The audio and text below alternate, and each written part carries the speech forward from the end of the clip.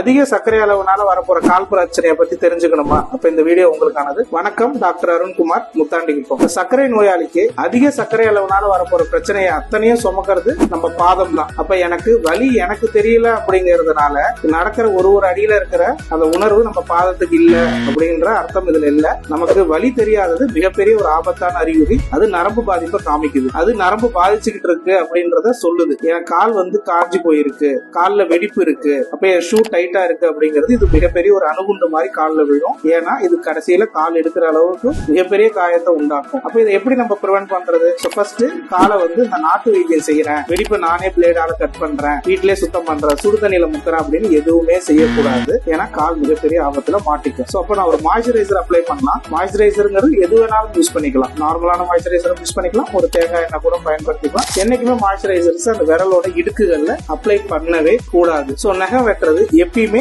நேரா தான் வெட்டணும். நகத்தை கிராஸா வெட்டினா இன்க்ரோன் டோர்நெயில்ங்கிற ஒரு பாதிப்பு வரும். அது என்ன செய்யும் அப்படின்னா நகம் உள்ளுக்குள்ளே வளர்ந்து போய் விரல் அழுவி போய் விரல் எடுக்கிற அளவுக்கும் மிகப்பெரிய ஆபத்தா உண்டாக்கும். ஒரு ஷூ போடுற இல்ல செருப்பு போடுற, அது கடிக்குது அப்படின்னா அந்த செருப்பை மாத்த வேண்டிய டைம் அது என் காலே எனக்கு சொல்லுது வலிக்குது, காயம் வருது, மாத்து அப்படின்னு. அந்த டைம் நான் உணர்ந்து அப்பயே அதை நான் சரி செஞ்சுக்கணும். சோ நம்ம கோல் ரொம்ப சிம்பிள். காயம் வராம பாத்துக்கணும். காயம் வரல அப்படின்னா இன்ஃபெக்ஷன் ஆக வாய்ப்பு இல்லை. கிருமி தொற்றும் வரல அப்படின்னா கால் எடுக்கிறது ஆம்புடேஷன் அளவுக்கு போகிறதுக்கான வாய்ப்பே இல்லை. சோ இன்னைக்கே கால்ல ஒரு சின்ன ஒரு காயம் இருக்கு, ஒரு கொப்பளம் வருது, காலோட நிறம் மாறுது, வீக்கம் வருது, உணர்ச்சி இல்லையா, உடனே போய் காலை பரிசோதனை செஞ்சுக்கோங்க. ஏன்னா காலை என்னைக்கு ஆபத்துல தள்ளக்கூடாது. Prevention is always better than cure. வருமுன் காப்பதே மிகப்பெரிய மருத்துவம். நன்றி.